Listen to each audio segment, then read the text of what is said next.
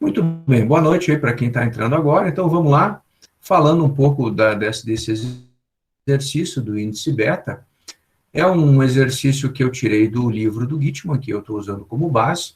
Então ele pede uma derivação gráfica do beta e coloca uma tabela, né, e dizendo que uma empresa deseja estimar graficamente o beta de dois ativos, ativos A e B, nos últimos 10 anos, aqui do ano 2000 até 2009. Eu não mudei o ano, às vezes eu mudo o ano para ficar mais atualizado, porque os livros, geralmente os livros já são um pouquinho mais velhos, né?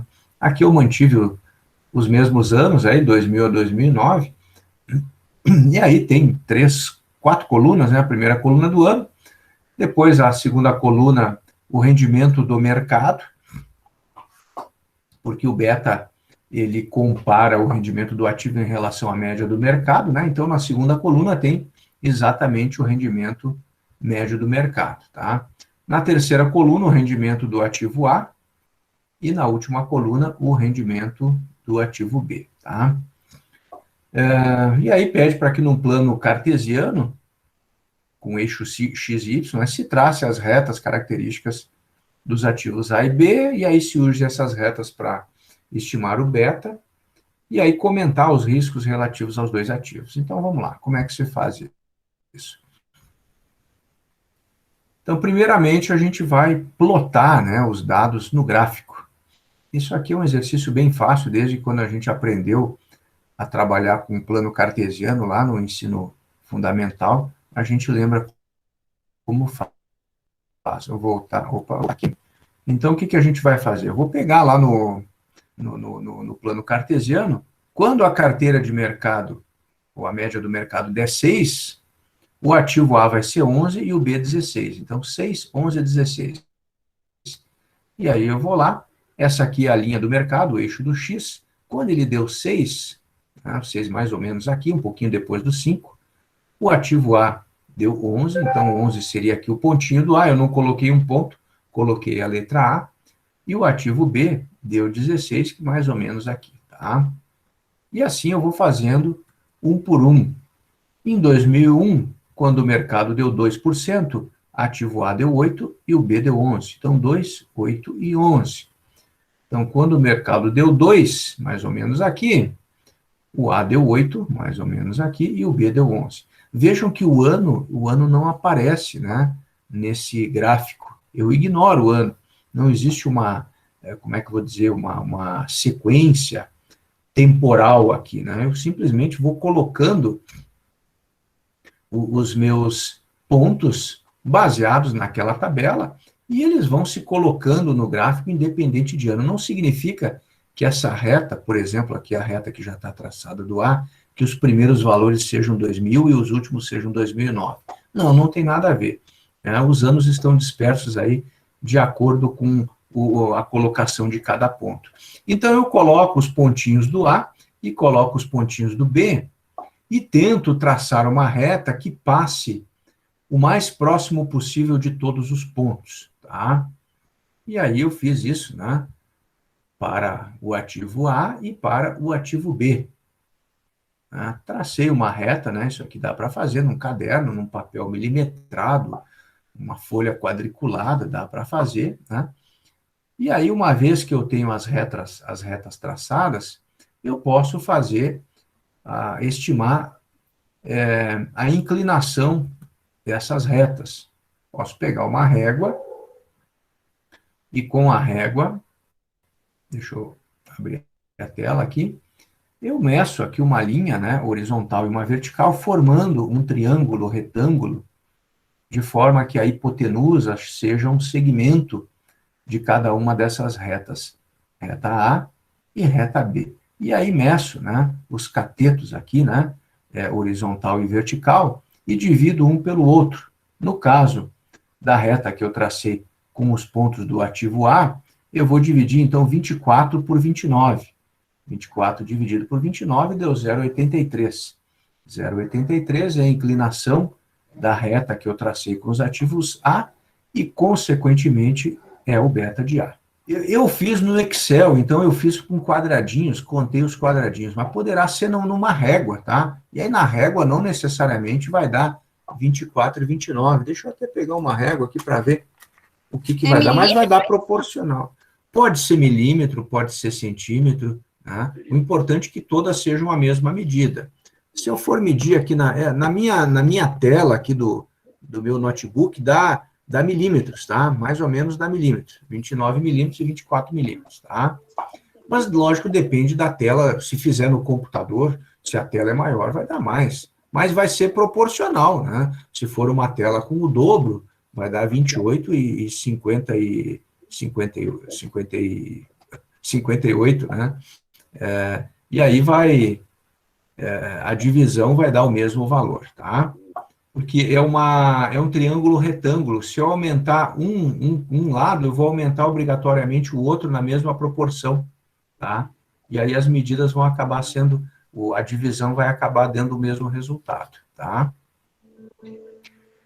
Então, uma vez que foi feita essa divisão, cheguei ao cálculo do beta de A, deu 0,83. Fiz o cálculo aqui da inclinação da reta B, deu maior que 1, né? Deu 1,44, tá? Deixa eu ver qual é. Então, assim, ó, a reta da carteira de mercado, ela tem o beta igual a 1. Se eu fosse colocar o rendimento, fazer o rendimento do mercado em relação a ele mesmo, né? Quando o mercado deu 5, ele deu 5, 5 com 5, 10 com 10. Então, a reta da carteira de mercado, esse meu triângulo retângulo aqui, ele tem os dois catetos iguais, porque essa inclinação aqui é uma inclinação de 45 graus, tá? Então, o beta do mercado é sempre 1, tá? E aí, as outras retas dos ativos, eu sempre comparo com o mercado, né? Então, por exemplo, o beta do A deu 0,83. Significa que a inclinação da reta do ativo A, opa, peraí que passou aqui, ela é menor que a do mercado. Se eu fosse pegar essa reta vermelha que eu fiz aqui do A e trouxesse até o ponto zero, ela ia passar aqui embaixo, na área positiva do quadrante aqui, onde o retorno é positivo, ela ia ficar abaixo da reta de mercado, significando que o rendimento, o retorno do ativo A, quando o mercado tem um retorno positivo, o do ativo A é um pouquinho menor que a média do mercado. Em compensação, aqui na parte negativa, a reta A ia ficar acima da reta de mercado, significando que quando o mercado perde, o ativo A perde um pouquinho menos, tá? Então, esse é o significado do beta abaixo de 1. Já a reta do ativo B, que tem um beta acima de 1, se eu trouxer ela aqui junto com a reta de mercado, ela vai ficar na parte positiva acima da reta da carteira de mercado. Ou seja, quando o mercado der um rendimento positivo, o ativo B vai render um pouquinho mais.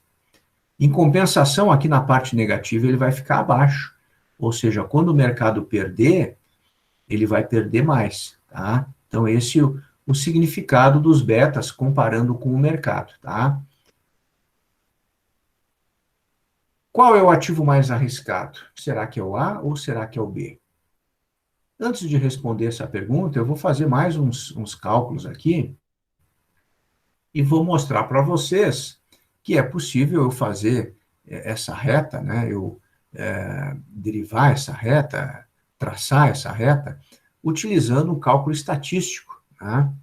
Porque na estatística a gente aprende a fazer regressão linear, né? E a regressão linear nada mais é do que traçar, utilizando cálculos estatísticos, traçar uma reta que passe por aqueles pontos que estão no meu plano cartesiano, vamos dizer assim, né? E, para mim, calcular essa reta, eu preciso da covariância e da variância, porque o coeficiente beta, ele é igual à covariância entre o retorno do ativo e o retorno do mercado, dividido pela variância do mercado, tá?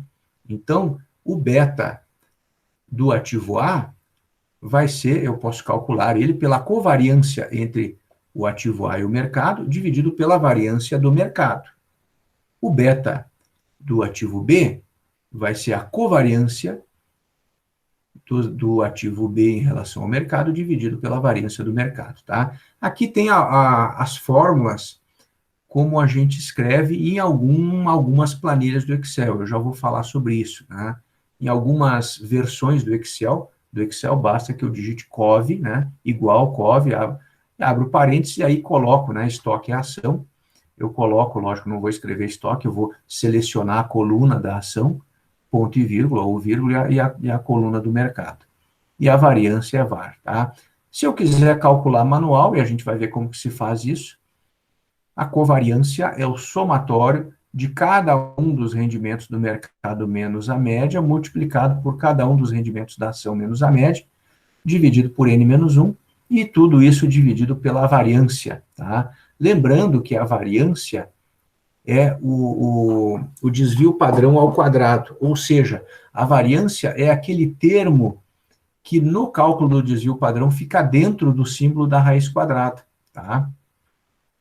A variância, ela mede, então, o quanto cada medida se desvia da média, tá? Só que ela dá um valor muito difícil de enxergar, por isso que no desvio padrão a gente acaba tirando a raiz da variância para conseguir ter uma noção melhor, tá? Esse N-1, aqui nós aprendemos da estatística também, que quando eu estou fazendo uma medida de uma população, eu divido por N, porque daí eu pego toda a população. E quando eu estou fazendo uma medida da amostra, eu pego N-1, tá? Aqui, como a gente está considerando como se fosse uma amostra, eu vou dividir por N-1. Então, vamos lá. Eu fiz numa planilha no Excel e eu já disponibilizei para vocês essa planilha no Moodle, tá? E aí eu peguei aqueles dados que estavam lá no livro, né, do exercício, digitei novamente no Excel, aqui nessa coluna mercado, aqui o ativo A e aqui o ativo B, tá? Não coloquei a soma, mas fiz a média, tá? A média a gente vai usar depois para fazer esse cálculo manual. Aqui, como eu vou fazer automático no Excel, nessa primeira tela que eu estou mostrando para vocês, eu não preciso nem usar a média. A média, lembrando, dá para fazer no Excel, é só colocar igual, média, geralmente é média com letra maiúscula e acento, abre parênteses, e aí seleciono a coluna que tem os valores, fecho parênteses, dou um Enter, ele já calcula a média automática, tá? A covariância, no meu Excel, que não é Excel, que é LibreOffice, tá?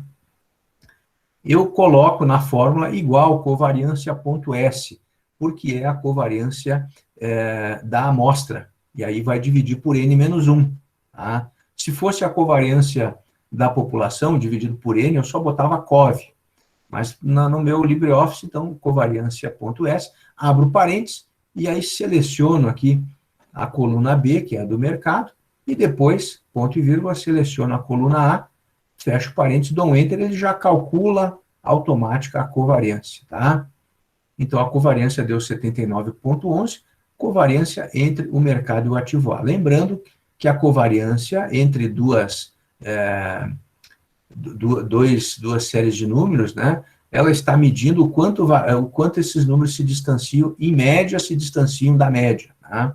Porque eu comparo cada número com a média e depois multiplico um pelo outro. Aqui a covariância do mercado em relação ao ativo B, também fiz o mesmo cálculo, né? Aqui tem o que eu digitei na minha linha lá do Excel. Então, eu peguei a coluna do mercado e a coluna do ativo B. Pode perguntar, Fabiana, pode, fique à vontade. Covariância é como se fosse o contrário da correlação, então? Não, a correlação, eu não vou dizer que é o contrário, né? Lógico que valores menores de covariância dão valores mais próximos, né, da média, né? Mas são medidas diferentes. A correlação é o quanto eu posso ter correlação positiva quanto negativa também, né? Eu vou precisar da covariância para medir a correlação. A covariância, ela está relacionada com a correlação. Aquelas fórmulas lá do coeficiente de correlação de Pearson, você vai usar a covariância, né? Vai usar cálculos parecidos.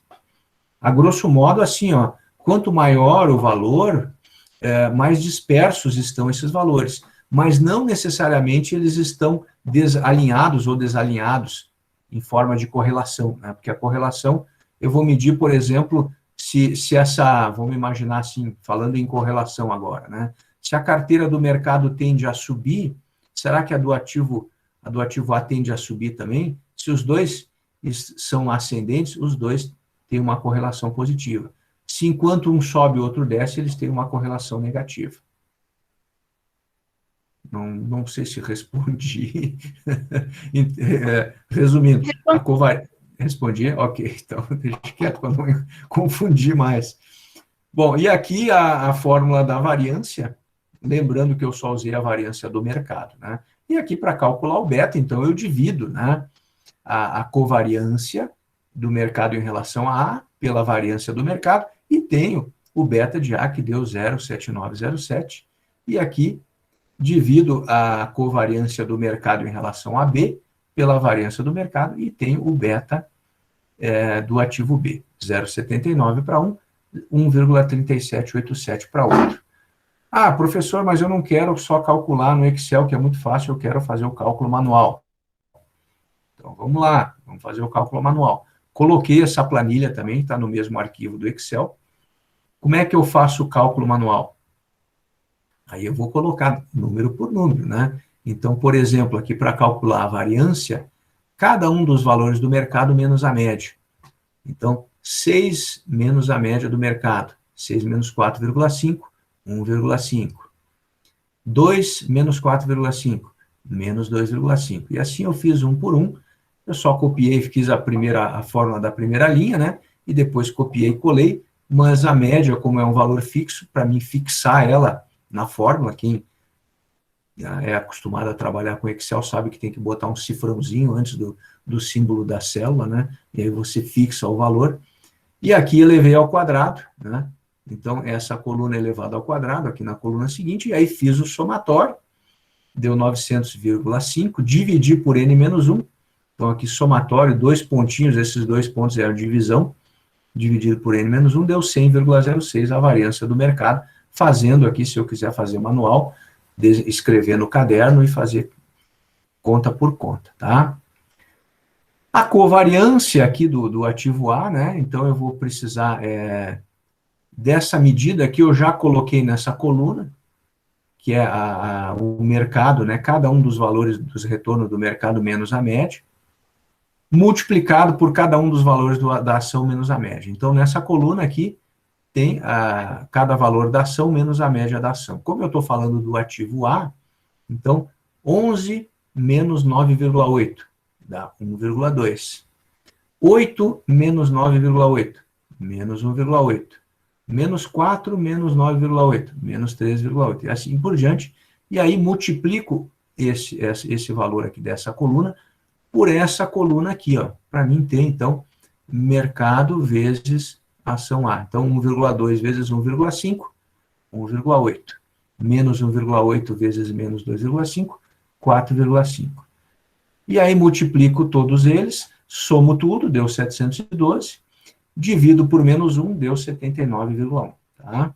Aqui fiz a mesma coisa com o ativo B, né? Cálculo da covariância do B, e aí obtive os mesmos valores, tá? 0,79, depois dividi, né, a covariância pela variância, deu 0,79 para o B, 1,3738 para o ativo A. Comparando o cálculo estatístico pelo cálculo gráfico, né? Graficamente deu 0,83 e pela estatística 0,79. Se eu aproximar isso aqui para uma casa depois da vírgula, fizer o arredondamento, eu vou ter 0,8 e 0,8. Ou seja, não deu uma diferença muito grande, né? Aqui também é 1,3787 e 1,44. Se eu deixar com uma casa depois da vírgula, vai ficar 1,4 e 1,4. Ou seja, eu consigo ter uma ideia do beta, né, mesmo graficamente. É lógico que não tem necessidade de eu fazer isso, porque hoje, né, se eu quiser, eu vou na internet e acho o beta das ações. Lógico que as ações aqui no Brasil é um pouco mais complicado, às vezes é preciso ter uma uma conta paga aí numa financeira, então quem opera no mercado aí tem mais facilidade de conseguir os betas. Mas às vezes a gente pesquisando a gente encontra, tá? E as ações americanas eu acho diretamente no Google, no Excel, né? Nas planilhas de Excel. Então, se eu quiser fazer graficamente, está parecido com o cálculo estatístico, tá? A nossa ideia aqui é entender como que se calcula e para que serve e como é que eu posso tomar decisões, né, decisões gerenciais baseadas nesses índices. Muito bem, eu posso então fazer a equação da reta, né? A fórmula da equação da reta, na regressão linear, y é igual a beta 0 mais beta 1 vezes x, tá? Esse beta é o beta da reta, né? Mas coincidentemente, ou não coincidentemente, o beta 1 da equação da reta, que é usada no cálculo de regressão linear, corresponde ao nosso beta financeiro, tá? Mas aqui eu estou usando beta 0 e beta 1 para mim calcular a equação das retas baseado nos números que eu obtive pela covariância e pela variância, né? Então, y é igual a beta 0 mais beta 1 vezes x, e o beta 0 é a média de y menos o beta 1 vezes a média de x, tá? O beta 1, sim, é o meu beta financeiro, e o beta 0 eu vou calcular a partir do beta 1 e a partir das médias, tá? O y médio é o valor médio ou do ativo A ou do B, e o x médio é o valor médio do mercado daquela minha coluna, daquelas minhas 3 colunas que eu tinha no início do exercício. E aí eu consigo substituir os valores, né, para o ativo A. Aqui está a minha equação, preciso calcular o beta 0. O beta 0 eu calculo pela média, né?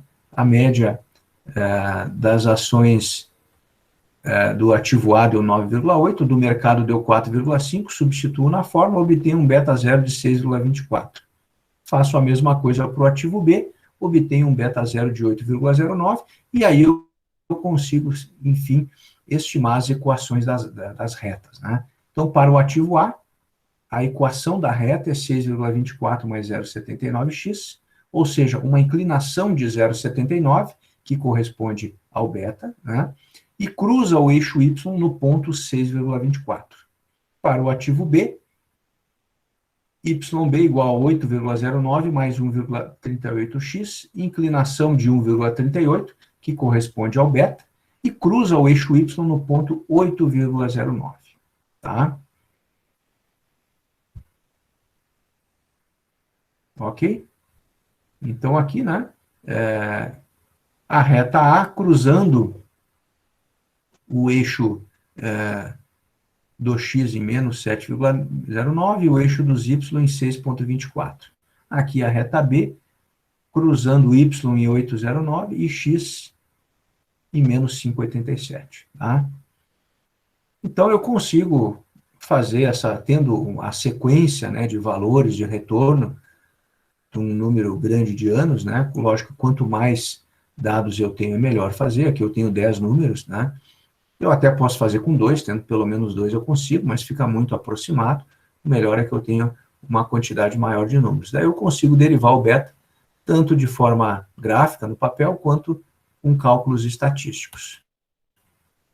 E aí, conforme eu tinha comentado com vocês, essa derivação gráfica por aproximação, né, aquela primeira que a gente fez, não deu muita diferença, né?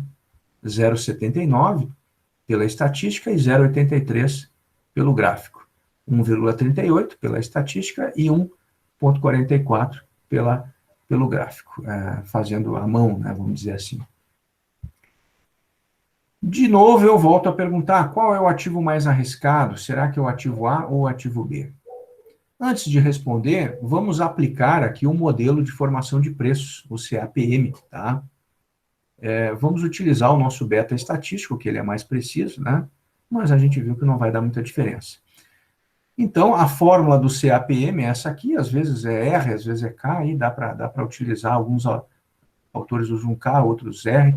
Então, o meu retorno esperado do meu ativo, tá, é o retorno livre de mercado, mais o beta vezes a diferença entre o retorno do mercado menos o retorno livre de risco. Né? Retorno RF é retorno livre de risco, rate free. E o M é o do mercado, é o retorno do mercado. O meu RF, eu até tinha comentado nas aulas em usar a poupança, mas se usa muito a Selic ou o CDI, tá? Aqui eu vou utilizar a Selic. Então, eu vou considerar a Selic como taxa livre de risco, ou retorno livre de risco, tá? 5,25% ao mês é o valor que está a Selic hoje. E o retorno esperado do mercado, né? O Ibovespa, tá? Que eu estou estimando em 9% ao ano. 5,25% ao ano, 9% ao ano, tá? Então, KM igual a 9% e RF igual a 5,25%. Colocando aqui na fórmula, né, para o ativo A, e fazendo os cálculos, colocando o beta de A 0,79, vai dar 8,2% ao ano. Ou seja, se o meu Ibovespa tiver um retorno estimado em 9% ao ano, considerando a Selic de 5,25% ao ano, para o beta que eu calculei, eu posso esperar ou posso exigir que o meu ativo A vá ter um rendimento de 8,2% ao ano, tá? E fazendo o cálculo para o ativo B, o retorno esperado ou exigido é 10,44% ao ano. Bom, o ativo A, ele dá um rendimento menor e ele tem um beta menor, tá? Beta menor significa que eu estou me arriscando menos, tá? Consequentemente, eu estou tendo um rendimento menor, tá? O meu ativo B tem um beta maior, ou seja, o mercado ele vai responder sempre acima do mercado em caso positivo e em caso negativo mais abaixo, tá? Então ele dá um rendimento um pouquinho maior. Cabe a mim decidir, será que eu estou disposto a me arriscar, tá? E correndo o risco ganhar um pouquinho mais, e aí eu posso optar pelo ativo B, ou colocar mais recursos no meu ativo B e menos no A. Ou se eu quero me arriscar menos, eu coloco e invisto mais no ativo A e menos no ativo B, tá? Tem uma pergunta aqui, deixa eu ver aqui. A porcentagem é o risco? Não, a porcentagem não é o risco, né? O risco está relacionado com a amplitude, com a variação que pode ter os meus rendimentos, com as oscilações do mercado, tá? Com a amplitude que é medida pelo desvio padrão, tá? Quer ver? Eu vou colocar aqui essa parte eu corrijo depois dessa fórmula aqui, tá? Deixa eu colocar a tabelinha no Excel aqui, tá? Eu fiz uma planilha aqui, ó, considerando a Selic em 5,25 e o Ibovespa em 9%, tá? E aplicando o modelo CAPM, o meu ativo A vai ter um retorno esperado de 8,21%, menos que a média do mercado, que deu 9%. Por que é menos? Porque o meu beta do ativo A é abaixo de 1. Já o ativo B, ele vai dar 10,43, ele vai dar mais que a média do mercado, porque o beta do B é maior que 1, tá?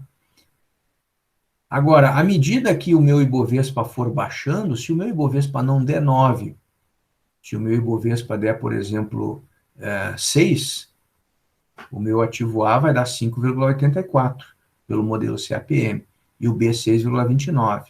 Agora, se o meu Ibovespa ficar abaixo do RF, da taxa livre de risco, vejo que o ativo A ele vai ficar acima de 5 e o ativo B vai ficar abaixo. Ou seja, betas acima de 1, eles são interessantes, me dão um bom retorno, quando o meu mercado está rendendo bem, o meu mercado rende acima da taxa livre de risco, né? Aqui comparando Ibovespa com Selic, né? Então, enquanto o meu Ibovespa estiver abaixo de 5, eu vou ter rendimentos maiores para betas maiores, e rendimentos um pouquinho menor que o mercado para betas menores. Agora, quando o meu Ibovespa ficar abaixo da Selic, a coisa inverte, né? O meu ativo A, ele vai ficar um pouquinho acima do Ibovespa, da média do mercado, e o meu ativo B vai ficar abaixo.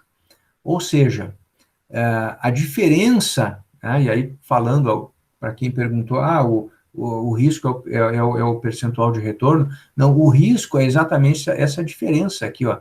O B, ele oscila mais. Vejam que se o meu Ibovespa der 9, o ativo B dá 10,43.